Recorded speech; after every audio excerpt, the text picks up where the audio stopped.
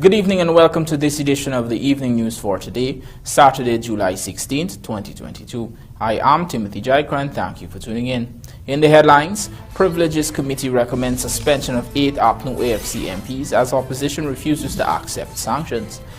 iFlood factory produces nearly 100 tons of sugar for local consumption. AFC unafraid of consequences in parting with APNU, says RAMJATTAN. Guyana earned US $108.5 million in latest sale of crude oil share, and parents urged to get children vaccinated during school closure. Now for the news in detail. We begin tonight's newscast by telling you that the Parliamentary Committee of Privileges has recommended the suspension of 8 members of Parliament of the Partnership for National Unity, Alliance for Change Coalition, who had participated in the infamous MACE grab and disruption of the sitting of the National Assembly on December 29, 2021. Amar Prasad joins us with the details. The committee was tasked with considering a privilege motion which stated that the 8 opposition members attempted to prevent the second and third readings of the Natural Resource Fund Bill No. 20 of 2021, conducted themselves in a gross, disorderly, contumacious, and disrespectful manner, and repeatedly ignored the authority of the Assembly and that of the Speaker, thereby committing contempt and breaches of privileges. The 8 MPs in question are Opposition Chief Whip Christopher Jones, Ganesh Mahipal, Sherrod Duncan, Natasha Singh Lewis and Ferguson, Vince Roy Jordan, Tabitha Sarabuhali, and Marine Philadelphia. According to a report compiled, the committee found that the 8 opposition members were in violation of the standing orders established, customs and practices regarding acceptable behavior of members in the Assembly. As a result, it recommended that Christopher Jones, Ganesh Mahipal, Sherrod Duncan, Natasha Singh Lewis be suspended for 4 consecutive sittings, each over their attempts to disrupt the passage of the NRF bill and ignoring the authority of the Speaker. Recommendations was also made for MPs Annette Ferguson and Vince Roy Jordan to be suspended for 6 consecutive, a higher suspension, since the committee found that they had committed serious violations which were severe and egregious by removing the parliamentary mace from its rightful position in a disorderly fashion, not only damaging the object, but also injuring and assaulting a staff of the Parliament office. Meanwhile, a similar recommendation of suspension for 6 consecutive sittings was made against Tabitha Sarabuhali, who entered the communication control room of the Arthur Chung Conference Center and destroying several pieces of audio-visual equipment. Additionally, Marine Philadelphia is also facing a suspension recommendation for 6 consecutive sittings for verbally assaulting a Parliament staff. While the Privileges Committee is chaired by the Speaker and includes both members of the government and opposition, it is understood that the opposition did not participate in the last 3 of the 5 committee meetings. Hence, the other members went ahead and concluded the report with the recommendations. The report is expected to be laid in the National Assembly next Thursday and will be up for debate and passage. For the Evening News, Amar Prasad. Meanwhile, the APNU AFC opposition has since refused to accept the recommendation of Privileges Committee for the suspension of its members of Parliament. In a statement today, the coalition rejected the proposed suspension of Opposition Chief Whip Christopher Jones, Ganesh Mahipal, Tabitha Sarabuhali, Sherrod Duncan, Vince Roy Jordan, Natasha Singh Lewis, Annette Ferguson, and Maureen Philadelphia over what is described as false and trumped-up allegations intended to impugn their good character. According to the APNU AFC, it will not sit back and allow such an unconstitutional act to go unchallenged. The opposition coalition has also indicated that it will be challenging the suspension of its 8 members. In a move to address the apparent shortage of sugar in the country, the iFlood estate last week ramped up its production, and according to the Guyana Sugar Corporation, the entity has produced some 100 tons of sugar and has bagged nearly 2,000 bags for local consumption. Details in this report. Citizens have been complaining of the apparent shortage of sugar on the local market, something which has persisted for some 2 months. The situation has resulted in some retailers who have sugar in stock increasing their prices. On Friday, Gaisuko said that IFLUGT estate commenced its bagging operations on Thursday. In fact, it has already accumulated close to 2,000 bags of genuine Demerara cane sugar. That is, the 50 kg, 110-pound bag for local distribution. The Sugar Corporation said that the estate is progressing swiftly to maintain its bagging operations throughout the weekend and the following weeks. Gaisuko's CEO, Sesnarayan Singh, has insisted that there is no shortage of sugar, but rather packaged sugar, and efforts are being made to get the product back on the shelves. Gaisuko doesn't have shortage of bagged sugar. That's the 100-pound bag sugar. What Gaisuko has a shortage of is packaged sugar. Right? But you can only do packaged sugar when we're grinding and we are in production. We haven't ground cane sugar since the end of May 2022. So we had stocks put aside, but a lot of, all of it was sold out in the local market. IFLUGT is grinding. That is 2,000 bags of sugar being produced today. 2,000 bags of sugar. So to the rumor mongers who's trying to peddle that we don't have sugar, we don't have packaged sugar, but packaged sugar is going to be back on the market within the next 2 weeks. We're guaranteeing that. But what we do have is bagged sugar, and we can supply the market with bagged sugar. Only recently, a senior Gaisuko official told this newscast that large amounts of sugar are reportedly being smuggled to neighboring Venezuela. But according to the CEO, priority would be given to local supermarkets, bakeries and manufacturers when the packaged sugar becomes available on the markets again. And unfortunately, we got wind that some of our sugar is being smuggled to a foreign country via the backtrack. So we had to take control of that, because Guyanese sugar has to go first to Guyanese. Guyanese supermarket, Guyanese bakers, Guyanese manufacturing companies. And that is why we focused our distribution in those 3 areas: bakers, manufacturers, and supermarkets. We've even start to sell to the small shop. Nevertheless, as the IFLUGT factory continues to produce sugar at 1,000 bags per day, the goal is to restart the sale of sugar to all local wholesalers. Meanwhile, Agriculture Minister Zulfikar Mustafa has since warned that any supplier ordering sugar in a bid to increase the price for the commodity would be dealt with accordingly. Luana McAllister for the Evening News. We now tell you that President Dr. Irfan Ali has disclosed that his government would have to continuously review the local content legislation in order to address the loopholes that foreign companies use to manipulate the systems put in place to ensure that Guyanese benefit from the oil and gas sector. Here's Amar Prasad with more.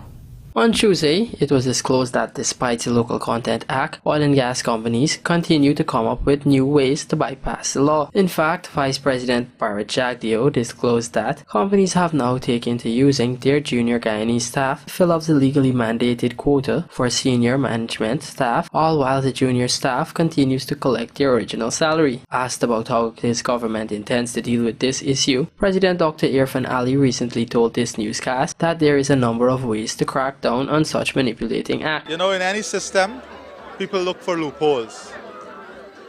But there's a number of ways in which you can crack down on this. For someone to sign up a document as a partner in an international company or a large company that is doing different size or volume of work, they have to have some amount of shareholding. They have to prove where they get their money from to get the shareholding. They have to show beneficial interest. So there are ways. There are ways in which the different institutions in the country can actually go after those who try to abuse a system or try to use loophole to just satisfy a criteria. Moreover, the head of state further told reporters that his government is looking at ways to further strengthen the local content legislation to clamp down on such loopholes. So there is continuous analysis. We are young in this. We have just passed the local content legislation. So definitely, there will be continuous review. There will be continuous analysis. to deal with loopholes and to deal with areas in which people think they can manipulate. Guyana passed its local content laws in December 2021, which details a series of measures geared towards ensuring that Guyanese and locally owned businesses benefit from the oil and gas sector. These include provisions for local companies to exclusively benefit from some 40 different services. The Act also defines a local company as one incorporated under the Companies Act and beneficially owned by Guyanese nationals, that is, 51% ownership of the company. Additionally, a local company is expected to have Guyanese in at least 75% of executive and senior management positions and at least 90% in non-managerial and other positions. For the evening news, Amar Prasad. Coming up on the other side of the break, Guyana earned US $108.5 million in latest sale of crude oil share. Please stay tuned.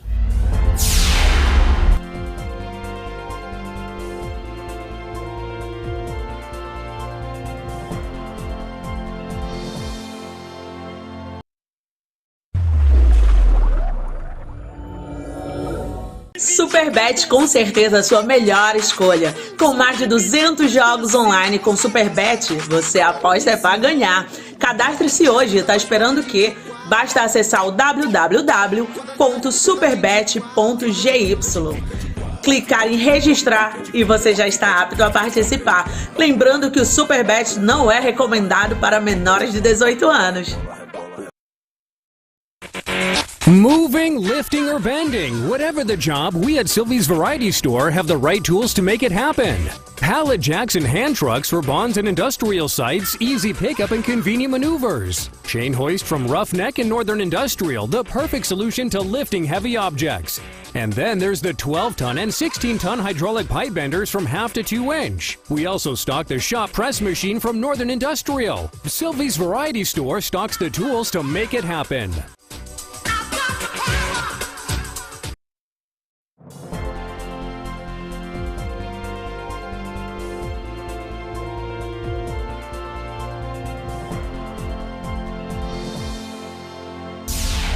Welcome back. You're watching the evening news. Guyana's last documented sale of its share of crude oil from Exxon's operations in the Stabroek block netted the country some US $108 million. This is according to data from the Bank of Guyana. Charles Bryan has the details. According to the quarterly report from the Bank of Guyana on the Natural Resources Fund, profit oil was last recorded in June. In that entry, Guyana earned US $108.5 million from the Liza Destiny floating production and storage offloading vessel. The fund's market value at the end of June was US $753.2 million. However, a portion of money from the fund was transferred to the consolidated fund only days ago. Minister of Finance Dr. Ashley Singh had announced the withdrawal of $41 billion from the NRF fund. The withdrawal, which is the second from the fund for the year, is to finance national development projects. In a recent interview, Minister of Natural Resources Vikram Bharat had informed this newscast that Guyana's next lift is likely to be by next week. We have one coming up, that's the Destiny. Destiny is coming up, and also Unity. That's July for Unity, August for Destiny. 3rd week July and 2nd week August for Destiny. Guyana currently has a 1-year contract in effect with Saudi Aramco to market its crude entitlement. Gerald Bryan, The Evening News. Leader of the Alliance for Change, RAMJATTAN, has posited that his party is unafraid of the consequences which may arise after parting ways with the Partnership for National Unity this year-end, amid chatter about the reduction of its parliamentary presence. Rupasina has the details. The AFC had announced its split from the coalition earlier this month after forming the APNU AFC 7 years ago. In a press conference on Friday, the party's leader, RAMJATTAN, outlined that the Commingsburg Accord provides for a termination after 3 to 5 years. The AFC would have agreed on 3 years at its recent National Executive Conference. Now he says that they are unafraid of the consequences to come and are unprepared to give up any of the parliamentary seats. I do not see anything that will affect our parliamentary relationship in opposition, and I am unafraid of the so-called Chatterati talking about consequences and so on our 9 parliamentarians. No, we're not going to give up our seats. Those seats were earned. The APNU people will know that too. So why should we want to give up our parliamentary seat? The AFC leader has contended that his party will continue to engage APNU in maintaining its working relationship. When the split was announced, RAMJATTAN had said that the AFC would only consider entering into a new coalition with the APNU closer to the next general and regional elections due in 2025. Rupa Sinarain, The Evening News. Here is Rupa Sinarain once more telling us in this report that with children also at risk of contracting the novel coronavirus, parents are being asked to take their children to the vaccination sites to get protection, especially now that schools are closed. Let's have a look. Authorities have been aiming to increase vaccination for the children population after recording a slothful uptake. Health Minister Dr. Frank Anthony shared during the COVID-19 update that vaccination sites remain active now that schools are closed. He also debunked the myth that children are not affected by the coronavirus. Statistics have shown that in Guyana, several children have died after being infected, while many were hospitalized. Now that school is closed, they can come to one of the vaccination sites and get their children vaccinated. There's a myth that has been going around that children really don't get COVID, and if they get COVID, it's not going to be severe. That's really a myth, because for some children, they can get severe infections. And we have had on occasion children coming into the hospital. Those particular children were vulnerable because they had other underlying illnesses. The health minister expressed that with support of parents, the country's vaccination of children in the 5 to 11 age group can move beyond the current mark. As of now, only about 4,000 children have taken their first COVID-19 vaccine dose, with about 200 returning for their second shot. I think if we have closer collaboration with parents, we can get much more vaccinations done. So far, we would have administered about 4,000, a little bit more than 4,000 first doses, and about 250-something second doses. So we can do much better than that, but we require the collaboration of parents, because we cannot go and administer a vaccine to a child without parental consent. So there's an opportunity here, because we should really encourage the parents to bring their children to be vaccinated. It is recommended that minors with underlying illnesses take the vaccine, since they are at a higher risk of developing a severe form of COVID. Rupa Sinarain, The Evening News. We will now take a look at the bridge reports. The Demerara Harbour Bridge is scheduled to be closed on Sunday, July 17th at 4 hours for a period of 1.5 hours, and then again at 10 hours for a period of 1.5 hours. Meanwhile, the Berbice River Bridge is scheduled to be closed on Sunday, July 17th at 6 hours 55 for a period of 1.5 hours. Primary schools engage in Republic Bank's 5 for Fun cricket at Providence. This and more coming up in the Sportscast, sponsored by Macorp.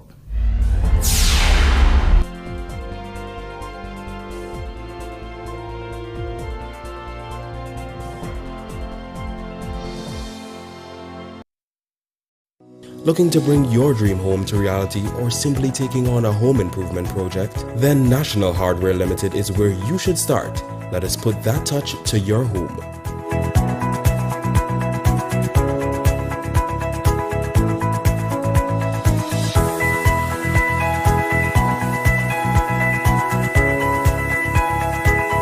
Choose from over 1,000 Berger Paint original hues for any surface.